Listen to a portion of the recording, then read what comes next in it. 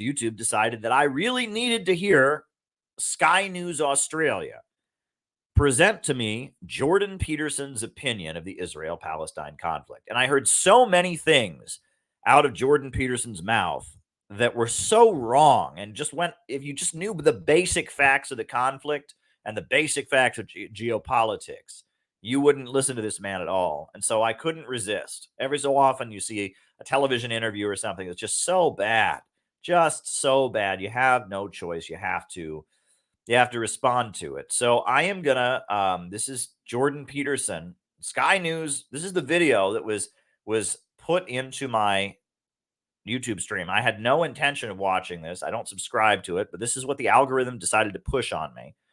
Jordan Peterson on the Israel-Palestine conflict. We're gonna break it down here, how wrong it is.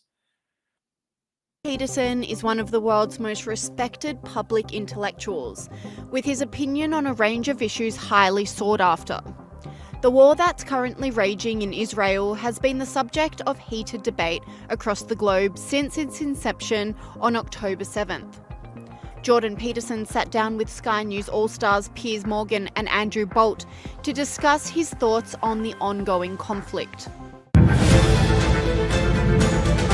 Like already they're framing it as you should agree with this man because so many people on the internet like him. I mean, it's like, there we go. The man is a clinical psychologist. What he says about psychology and about personal politics, a lot of it is very, very respectable. But what he says about the Israel-Palestine conflict is something he has no qualification to speak about. And he just says many, many things that are blatantly wrong. So here we go.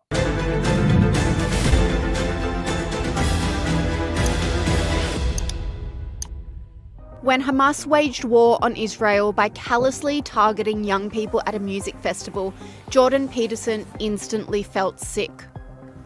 On October the 7th, Hamas obviously committed a terror attack of appalling magnitude. Where were you when you first heard about it, and what was your instant feeling about it? Well, my instant feeling was to be sickened by it, and it hasn't been that long since I was in Jerusalem, and so it was a little closer to me than it might have otherwise been. I'm also more sensitive to any signs of anti-Semitic catastrophe from studying the Holocaust for the length of time that I did. And I've always regarded Jews as the canary in the coal mine. And I think the reason that the Jews are the canary in the coal mine is because they're a successful minority. And if a culture can tolerate a successful minority, it's pretty damn robust and it's not very resentful. And as soon as a culture starts to get resentful, the Jews make an easy target because they're a minority, and so that's an easy target to begin with, but then they're the minority that has the temerity to be successful. And that really brings the resentful out of the rat holes.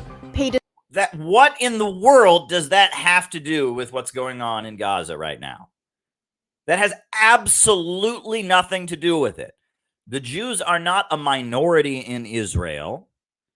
And the October 7th attack by Hamas had nothing to do with Jews being a successful minority. That has nothing to do with this. Absolutely nothing to do with it. Do you really think that in Gaza, Hamas was sitting there and going, gosh, these Jews are a minority, but they're successful and we resent them for their economic success. We're gonna attack that. What in the world does that have to do with anything? That is a completely irrelevant point. He asked him about the October 7th attack by Hamas. And he responds by saying, oh, yes, I sympathize with the Jews are a successful minority. That has nothing to do with anything. That has nothing to do with anything. There's Israel created as a country, ongoing occupation, Palestinians living in Gaza as an open-air prison. That has nothing to do with anything. So right there, what in the world? He's talking about, the Jews are the canary in the coal mine, resentment, Do you really think that the Palestinians living in Gaza were motivated by anger at Jews for being a successful minority? They're not a minority in Israel. That answer right there tells you he's pandering. He's got donors that are big supporters of Israel that promote his work, and he's pandering to them. He's saying, you're a successful minority. They hate you because you're so amazing. right? It has nothing to do with the question. Nothing to do with the question, nothing to do with anything. So let's continue. The war began because of the desperation of totalitarian nations. If it was straightforward and simple, and if there was an easy path forward, then there wouldn't be a war. And so, I mean, I can tell you what I think is going on to the degree that you can reduce it to something quickly explicable.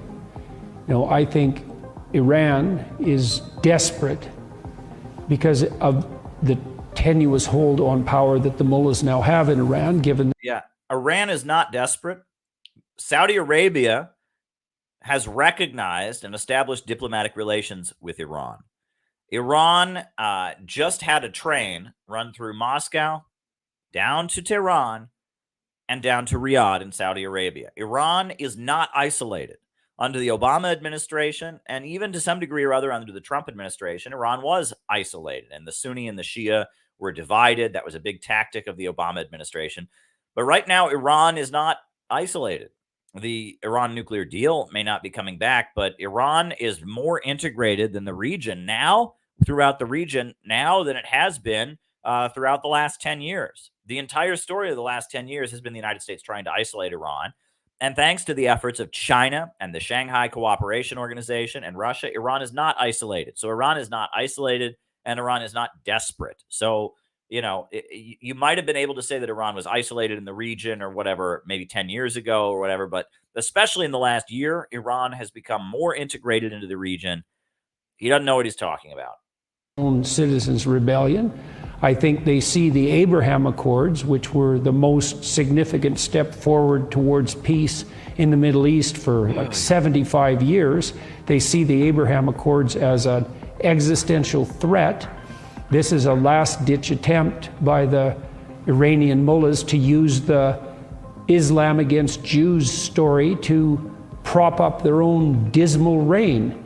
And so they... What were the Abraham Accords? Right? Because if you're supposed to not know what the Abraham Accords were in order for this interview to work, but I'll let him continue, and we'll get into what the Abraham Accords actually were and why his whole narrative here is just malarkey. But let's continue. Rattled the chain of their Hamas puppets and said, Hamas are not puppets of Iran. Hamas is Sunni, Iran is Shia. Hamas is the Palestinian wing of the Muslim Brotherhood. Hamas did not agree with Iran in Syria. Hamas did not agree with Iran on a lot of issues throughout the region. Hamas is the Palestinian resistance. Hezbollah is very friendly to Iran, but Hamas is a Palestinian Sunni organization.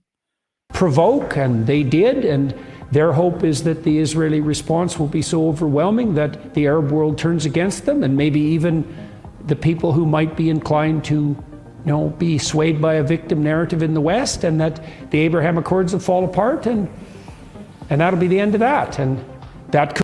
Well, the Abraham Accords are going to fall apart. Let's wait until we get to what the Abraham Accords actually are. Could happen. And he also adds that the conflict is the last-ditch attempt at control by dictators.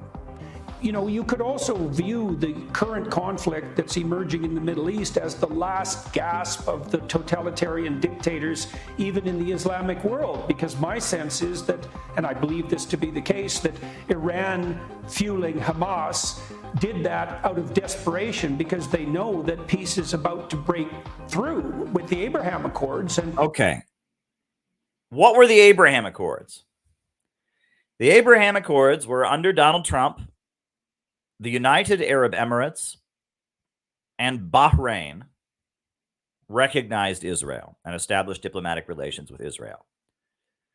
Now, folks, first of all, that's not significant because those are both very, very, very small countries. Bahrain is basically one city. The United Arab Emirates is like, 5 or 6 cities. It's Dubai and Abu Dhabi and a few other cities. Neither of those are huge countries, but there are 2 Arab countries that recognized Israel diplomatically. But let's talk about this, right?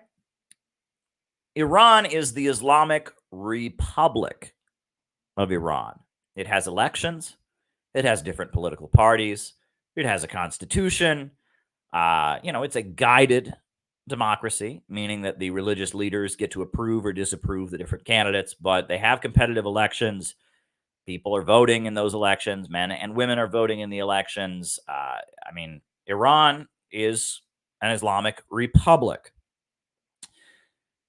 The UAE is what? It's the United Arab Emirates.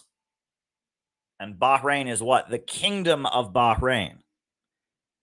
Bahrain is an absolute monarchy whose king is appointed by Saudi Arabia.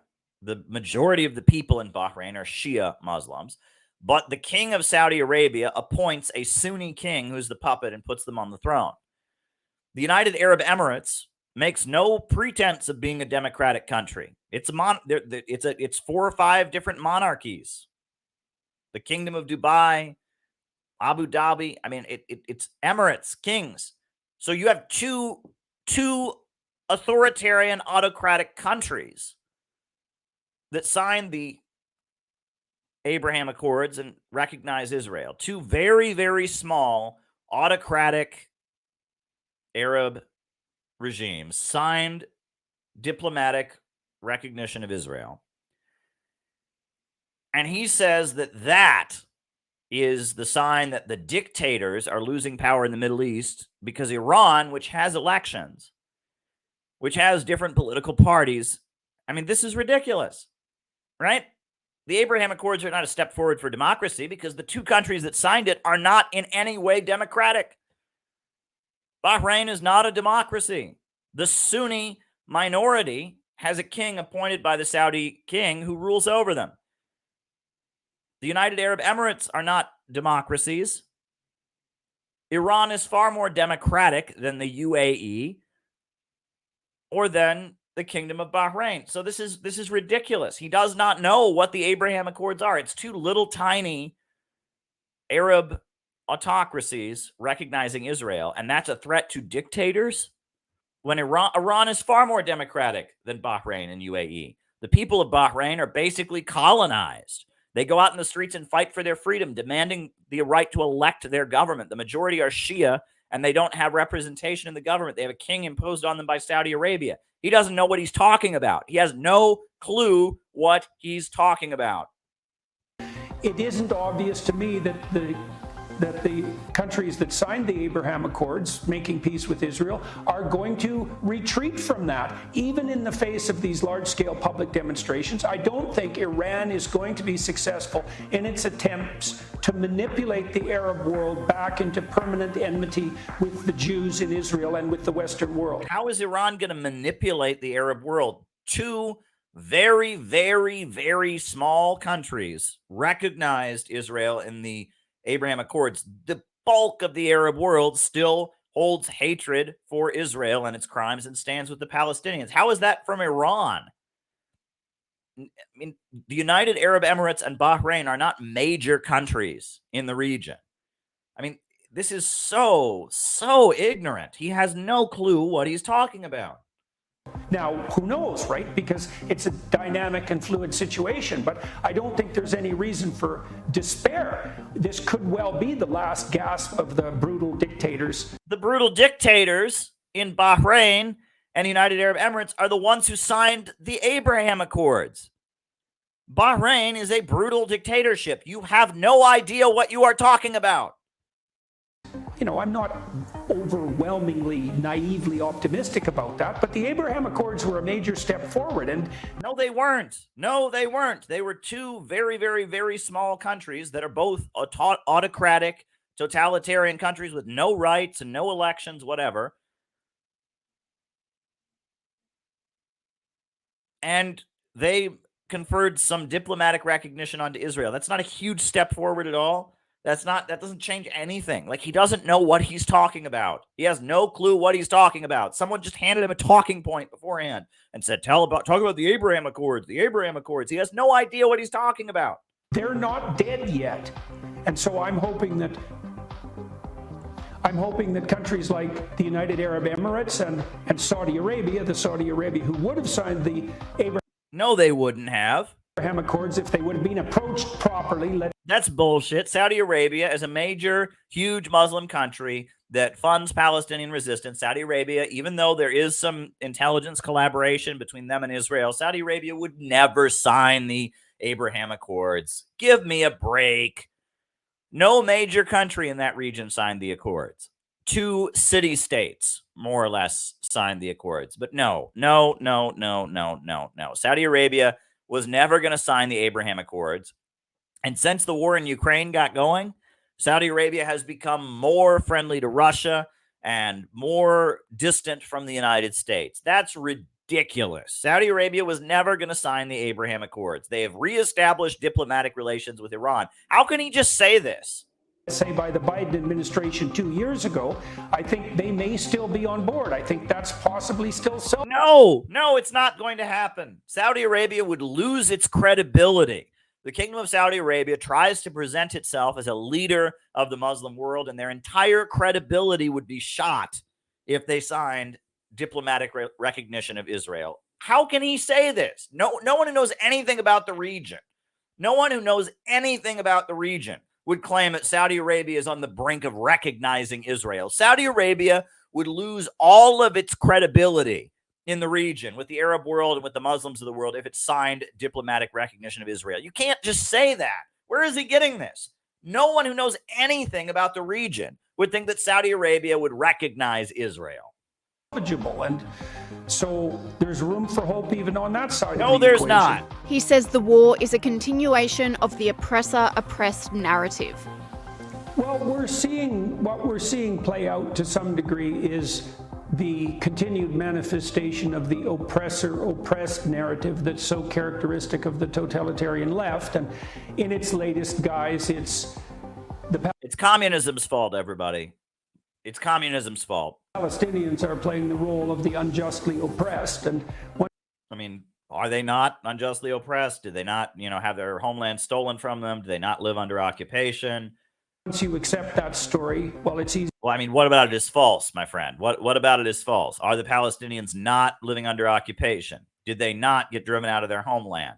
It's just, I understand that bad people, Marxists who he considers bad people, consider the Palestinians oppressed, so therefore it must be false. But what about that is false? Nothing about that is false. It's easy to get your back up about it, and there are reasons for that. But he sees reason for hope. It's like he just says, "Oh, well, if you support the Palestinians, you're supporting an oppressor and oppressed narrative, so therefore it's false." Are people actually oppressed in this world? Are people actually oppressors in this world? I guess not, because it sounds like communism, so it must be bad. Like, this is the level of brain damage you're getting. As oppressive institutions in the West have taken a reputational hit in recent times. At the same time, a lot of the pretensions of the authoritarian left have been stripped away in the last month. How are they the authoritarian left when at Harvard they have a doxing truck engaging in, classic cancel culture, driving around Harvard University, doxing all the young people who signed a letter criticizing Israel?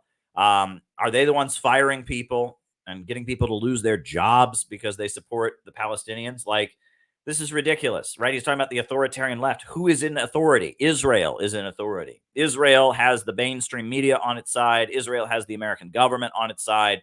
In the Western countries, they are arresting people for waving Palestinian flags. How is the left the ones being authoritarian here? People are getting arrested. Holocaust survivors, or the children of Holocaust survivors, are arrested in Britain just for waving Palestinian flags. How is the left being authoritarian here? This is delusional. Like, he's just talking out of his ass. Institutions like Harvard have taken what might be permanent stains on their reputation as a consequence of being a little bit too ideological in their approach. No, Harvard itself was not ideological. Some students at Harvard wrote a letter supporting the Palestinians, and now they have a truck driving around the campus doxing them. You're just wrong. Harvard itself is pro-Israel overwhelmingly. Some students at Harvard that have a more global understanding of these events and don't have their heads trapped in the mainstream American media narrative signed a letter, and now they're being harassed and maybe even kicked out of school. There's calls for them to be expelled from school. You have no idea what you're talking about. Dr. Peterson says a major issue which has emerged in the war is the volume of confronting imagery proliferated on social media. And in particular, the last 3 weeks, if you're a young person with an impressionable mind and you're getting bombarded with some of the worst imagery imaginable, you know, babies dead. Didn't happen. The beheaded babies thing that Piers Morgan repeated has been debunked. It didn't happen. It didn't happen. The beheaded babies thing was fake news. Limbless and so on. If you're getting that on your feed all day long, which I'm seeing on mine, so they must be, it can only have an incredibly damaging effect to I think, a young generation already ripped with anxiety, ripped with problems about how to deal with the real world. And I think a lot of it is they're just seeing so much bad stuff all the time on social media, which when I was young, you just couldn't see it. You would not be able to access this kind of thing. You were protected in a way from the reality of things. I'm sorry, I can't get over, why is he wearing a clown costume like this? Like his suit is half red and half blue, like, you know, and he's got the eyebrows, and I mean, he looks like the Joker or something. Like warfare, and protected from this kind of imagery. Yeah, well, again, it's a problem of technological revolution, because this new sensory system that we've produced, this new system of perception, it's a fire hose, first of all, that's impossible to govern. You can never get on top of it. It's infinite in its scope. Yeah. And then it allows the pathological and the terrible to spread as rapidly as the beneficial and the good. And so it is overwhelming. It's not just kids that have a hard time with that. I mean, it's just these technologies, well, what do we expect? They're insanely powerful and remarkable. But yeah, he just said absolutely nothing there. They carry with it all of the implications of that insane power on the pathological side. And he just repeated the question. Don't exactly know how to deal with it. We don't know how to. Deep, man. Whoa, it's so deep. It's so deep. Whoa. There's not a single new insight here. The question was asked, what about all this imagery on social media? And he's just like, yeah, imagery on social media is shocking. Yeah, there's no substance to his answer. He's not bringing anything new. He's just basically reiterating the question. We haven't evolved the social norms even that regulate online conduct. When asked what an ideal solution looks like, he was against that. I thought he was against censorship on the internet. Dr. Peterson focused on the successful implementation of the Abraham Accords. The Islam world should. I mean, he just keeps. They handed him a talking point beforehand and said Abraham Accords, and he's assuming your audience knows nothing about it. The Abraham Accords mean nothing. Move in the direction of the Abraham Accords. That would be great for everyone. We could have a real peace. We could have something approximating a union of the Abrahamic people, and I think the accord was named extraordinarily well. Or we could have. It was named extraordinarily well. They got two very small, very, very authoritarian countries in the Middle East, the Kingdom of Bahrain and the United Arab Emirates, to sign diplomatic recognition of Israel under the Trump administration. That's it. That's it. That but it was named very nice. I mean, the Abraham Accords are meaningless. Right now, the whole Muslim world is raging at what the Israelis are doing in Gaza. And he's sitting there saying, yeah, well, the Abraham Accords. I mean, if he just says, I mean, it's like they gave him one talking point before this interview, which was Abraham Accords. Oy. Have what we've had for the last 75 years with the Palestinians as perpetual cannon fodder, at the beck and call of those for whom having them be cannon fodder is useful. And so, yeah, well, there's just moral quandaries everywhere there. It's a minefield, but that's what I think is the fundamental reality of the current situation. It's a propaganda war, and there's a lot at stake. It's a propaganda war, yeah. That's why the Israelis lied about the beheaded babies. That turned out to be fake news. That's why the Israelis lied and claimed they were raping the hostages when they weren't. Yeah. It's a propaganda war, and you are sitting there with Piers Morgan, and you are spreading Israeli propaganda.